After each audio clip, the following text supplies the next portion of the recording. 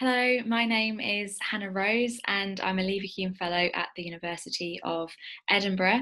I'm so sorry that we couldn't do this symposium in person, but thank you so much to Professor Barbara McCaskill and her team for allowing us to do this remotely and sharing in this wonderful event online. So my research focuses on the rediscovery and amplification of African American visual, literary and oratorical testimony in the British Isles during the 19th century, with a specific focus on survivors of slavery. Now, at this particular moment when Black Lives Matter protests are happening all the way around the world, it seems prescient to note that the parallels between the figures that I study, like Frederick Douglass and Ida B. Wells, with the founders of the modern Black Lives Matter movement and also the protesters all the way around the transatlantic and the world. And the people that I research spent their lives protesting and campaigning for equality, and in multiple ways declared that their Black Lives mattered as far back as the sort of the early 19th century, and I would argue even further back. Now, in their speeches, especially in the British Isles, they emphasised an international philosophy of Black rights, which was based on their testimony, their experience. And in many ways, my research highlights not only the trajectory between activists in the 19th century and today, but also how far we still have to go in order to accomplish their anti-racist missions. And it's also imperative right now, as scholars and as scholar activists, to acknowledge our own privilege as well as the responsibility and accountability we have to our research in the communities we serve and learn from. And it's essential that me and other white scholars in particular actively create ways in which we can share our research with the public, with the community, but also embed our curriculums with the history of Black protest, performance and literature, just to name a few. So what I'm going to do over the next sort of 15 minutes or so is discuss the various mediums in which I've tried to bring my research to the public. So what I have here is my digital mapping project of African Americans in the British Isles, their lectures between the 1830s and the late 1890s, actually even sort of as early as late as the 1900s. And during that time, scores of formerly enslaved African Americans travelled thousands of miles across England, Ireland, Scotland, even parts of rural Wales to educate the transatlantic public about slavery. They lectured in large cities, small fishing villages, speaking in town halls, churches, chapels, the private rooms of their wealthy patrons, schoolrooms, and even open spaces. And in their lectures, they exhibited whips and chains. They wrote hundreds of letters to the press. They wrote their own slave narratives. They exhibited paintings. They read their own poetry, sang songs, showed the scars on their backs and their bodies, and lectured to millions of people for hours on end, pushing their bodies and of course voices to almost a breaking point. And in their lectures, they talked about the stories of escaping the South, escaping the southern states, the brutality of slavery, the rape of Black women, the separation of husband and wife, mother and child on the auction block, the hypocrisy of American independence, boycotting slave-produced goods, the history of the abolitionist movement, the racism they experienced both in the US and in the UK and Ireland as well, and celebrating Black heroic figures like Madison Washington, Toussaint Louverture, and Margaret Garner as well. Now, as you can see here, I've tried to map some of their speaking locations in a completely accessible way. So this is a free digital resource that anyone can use, and so far I've had students and lecturers, historians, teachers, activists, and even the descendants of the people that I'm mapping get in touch to say how they're using it. So I'm in the process of updating this at the moment, but on this current map that you're seeing, I've mapped about 2,000 locations, and you can see each ring has a number within it. So obviously London has quite a high number, isn't as we would expect, 330, but as we go into these locations, you can see the sheer number of all these lectures just canvassing the entire English coast and English landscape, as well as Wales here, as you can see. Now, I'm also, as I mentioned, in the process of updating this. So I have a map here using Carto, which actually maps abolitionist lectures over time. So again, from the 1830s all the way up to the 1900s. So this current map, I've managed to map about 4,600 lectures, and each coloured dot represents a different activist. But the really exciting thing about this is that it only represents a mere fraction of the actual numbers of lectures that were given, but they're all stitched together in a complex patchwork of process that reached nearly every corner of Britain. And we know some of these names. We know Frederick Douglass, Ellen Crafts, Ida B. Wells, but for others like James Watkins, John Williams, James C. Thompson, Nelson County, for example, or Lewis Charlton, we don't really know the details about their lives in the US or in the UK, whether they lived, died here, or returned to America. Obviously, more archival work needs to be done to sort of uncover their impact on the British Isles. And this again is another map showing all of these lectures together. And just from this perspective, you can see they really covered so much of the British Isles across England, Scotland, and even across Ireland as well. Now, most African Americans were traveling between the 1840s and the 1860s. But when slavery was legally abolished in 1865 in the US, African Americans were still coming to the British Isles. They were still teaching the transatlantic public about those legacies of slavery, still persisting obviously through racism, segregation, and lynching, which of course we can still see today. And they were speaking to all audiences too, working class, middle class, upper class. Sometimes specific meetings were held for working class men and women, or for children as well. And these meetings were incredibly popular. British and Irish people flocked to hear these speakers for political reasons, because they emphasised or they had a sympathy with the anti-slavery cause. But of course, there was this element of racial curiosity as well, and also to hear a witness of slavery speak for themselves. Now, visualising these lecturing tours allows us to analyse their extensive activism, how and why activists visited certain locations, and sometimes the method of transportation itself. But studies of the Black digital humanities have also raised numerous questions about, for example, how the politics of whiteness have influenced the creation of these sources, as well as actually the digital humanities and the digital platforms that we use. So Kim Gallen points to how Black digital humanities projects, quote, forces us to move backward before moving forward in thinking about tools to first consider how the very foundation of the humanities are racialized through the privileging of Western cultural traditions. So by critiquing these online platforms in which we're working, we have to consider the very creation of these sources, as well as the platform itself, and how they've been shaped and, again, to use Gallen's quote, developed out of systems of power. So as much as possible, these speaking locations have actually been sourced from letters, from slave narratives, actually written by the activists themselves. But there are numerous locations from this mapping project that derive from adverts in the Victorian press, or from meeting reports written by white newspaper correspondents. And these biases should be highlighted and weaved into these discussions, not only because correspondents relied on racial stereotypes to refer to and write about these activists, but also because their coverage of a particular lecture was edited and then framed through a white supremacist lens. And as I mentioned, we can use these maps that really serve as a benchmark rather than a kind of completed idea about the many lectures that were given, as it's really impossible to know or record how many hundreds of thousands of lectures were given, particularly because it's very difficult to find sources sometimes where these activists are sort of writing where they're speaking. And there are two individuals that really do this so well. So Moses Roper, he led a phenomenal lecturing tour from the late 1830s to the mid 1840s. And you can see he really travels across the British Isles, all the way up to Scotland and into the Highlands up here, which is really unusual for his time, the late 1830s, as I mentioned, all the way down to rural Wales and Cornwall as well, which is an incredible feat. And also we can look at James Watkins as well. So you can see just by comparing the two, he didn't necessarily go up into Scotland. He mainly sticks around sort of the eastern, western Midlands, where he actually lived and where he had concrete bases of support. These ideas of networks are really important.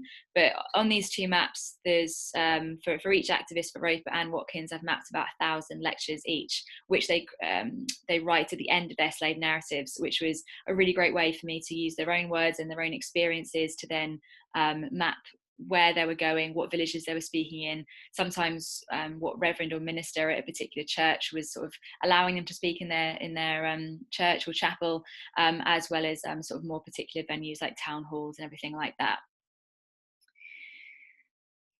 So the other person I want to mention about is Frederick Douglass as well, and this is Frederick Douglass's speaking itinerary. And during his first trip to British Isles in 1845, he lectured, by his count, nearly 300 lectures over the course of nearly 19 months. So he was in Britain between the summer of 1845 and the spring of 1847.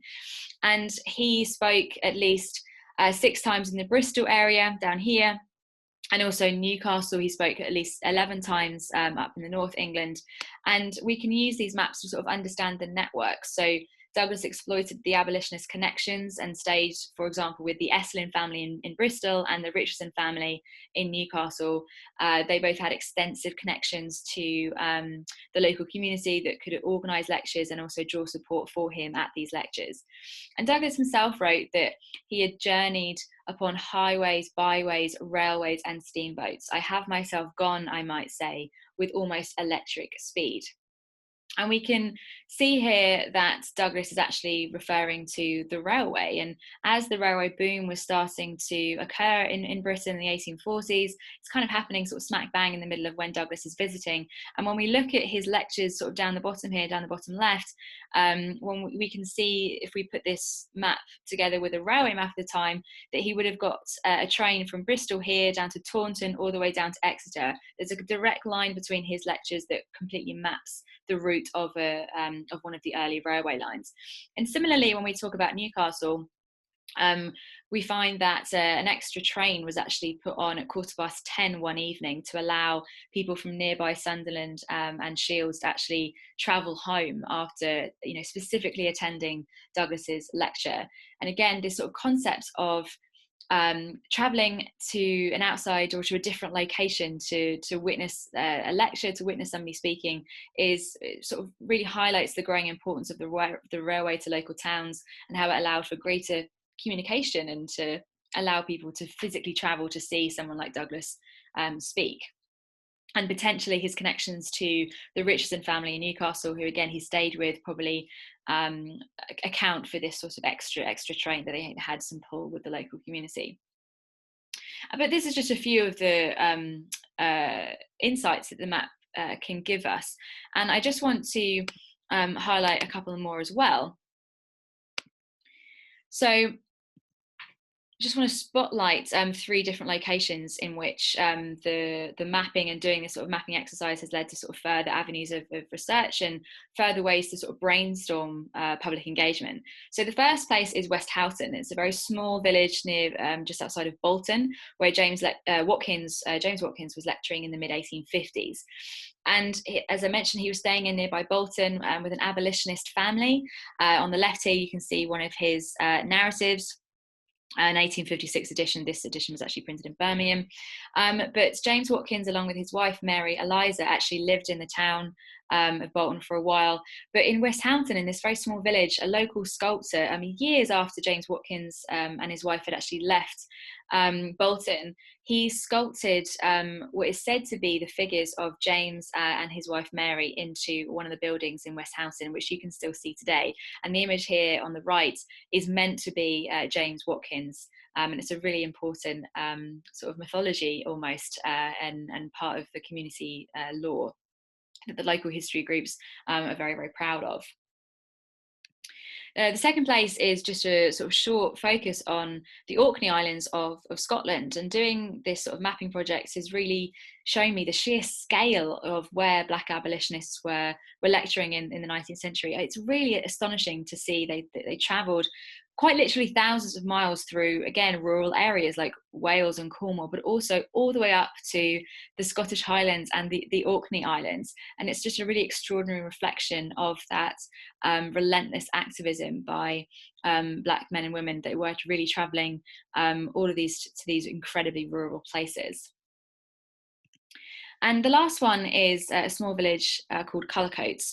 Now, the plaque you see on the right is to Frederick Douglass in the city of Newcastle. And Cullercoats is a very small village just situated a few miles from Newcastle on the northeastern coast of England. And it might seem quite an insignificant place, mattering only to those who live there or who used to visit the beach as a child, as my father once did. He was from Newcastle.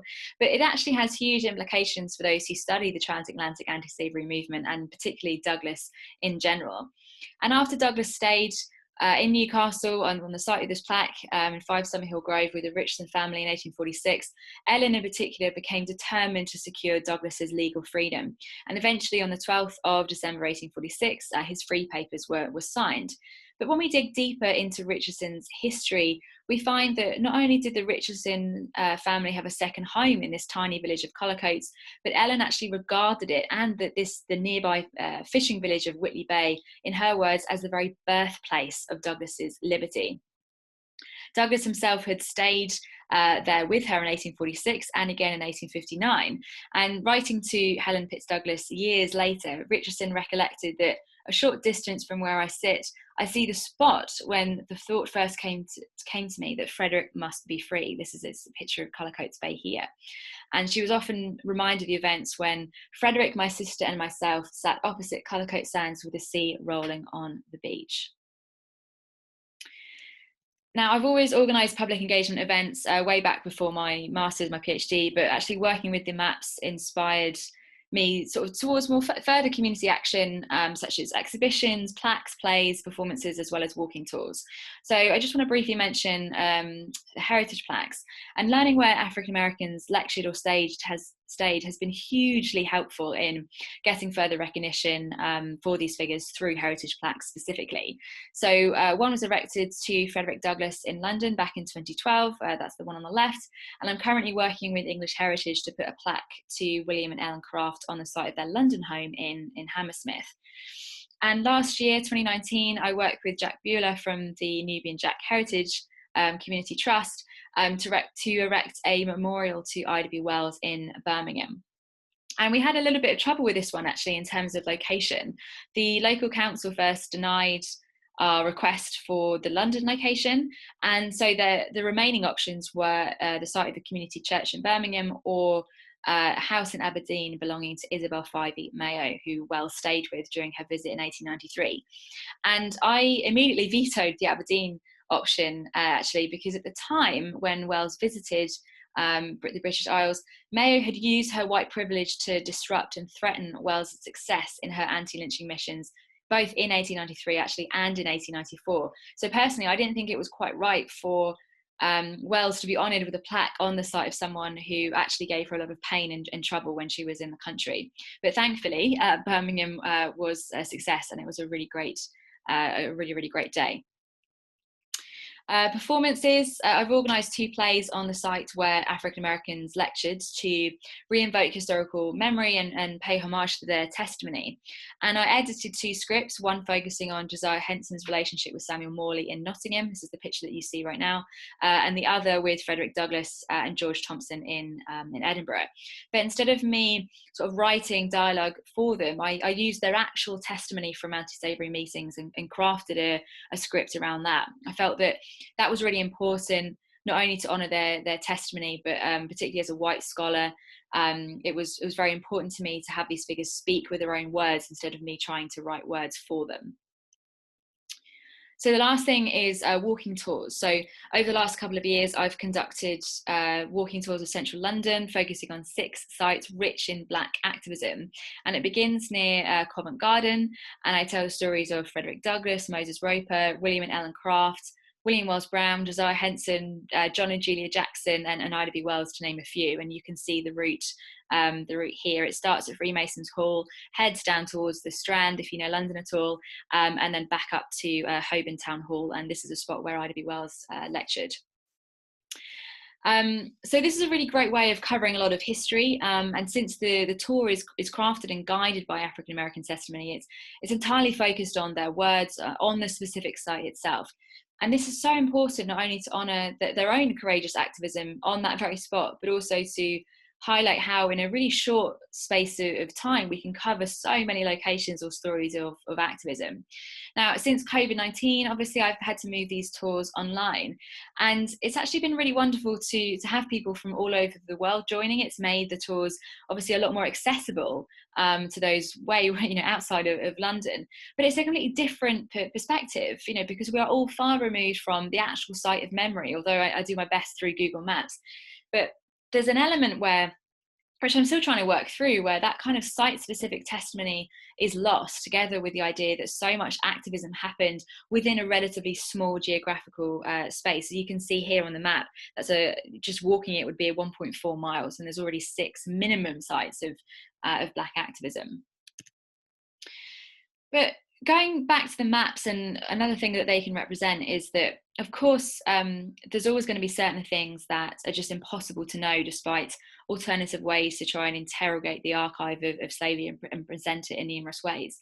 And when we see all the pinned locations in the maps, our immediate thoughts are probably, how did one person get to a certain place? How did they travel around? How many times were they lecturing in one position or one location? But some of the other questions that we should be asking is, how were these survivors of slavery recounting their trauma on a Victorian stage, sometimes nightly for up to 2 to 3 hours at a time to crowded audiences? James Watkins, in one of his lectures, described how the clank of the chains and the echo of the driver's whips sickened him. Josiah Henson often related the heroism of his father, who, in his words, sprang like a tiger against an overseer who had raped his wife.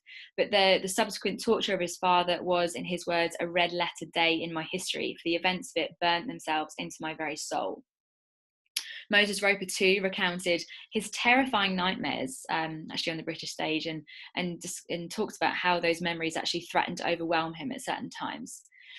And lastly, with Frederick Douglass, in Cork 1845, he admits to his audience that he bore the scars of the whip on his back, but he also carried those wounds upon his soul for the rest of his life.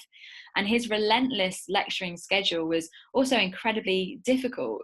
In 1846, in particular, at the height of his fame in Britain and Ireland, he's often speaking nightly for, again, a couple of hours at a time.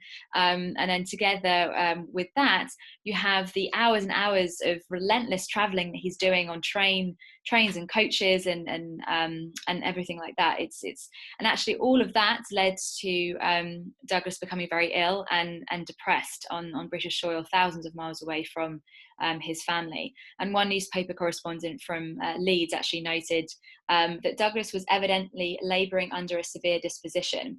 And halfway through this particular speech, Douglass actually had to sit down and recover his strength before he could actually carry on. So plotting the number of these lectures and knowing that this is only a tiny fraction reveals this really essential question, that what was the cost of that punishing activism, that relentless recounting of such brutality on the minds, the bodies, the souls of these survivors, these African Americans, who suffered, in Henry Box Brown's words, the lacerations of the soul.